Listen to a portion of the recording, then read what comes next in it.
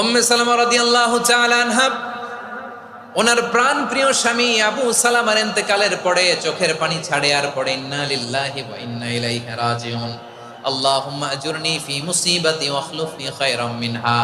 বারবার এই দোয়া পড়ে চোখের পানি ছাড়ে, এই দোয়া পড়ে চোখের পানি ছাড়ে, আর মনে মনে বলে আবু সালামার মতো ভালো মানুষ মদিনাতে নাই, আবু সালামার চেয়েও ভালো মানুষ মদিনাতে নাই, তার চেয়ে ভালো মানুষ কি করে আল্লাহ তাআলা আমারে দিবে, তার চেয়ে ভালো মানুষ তো আমি মদিনাতে দেখি না।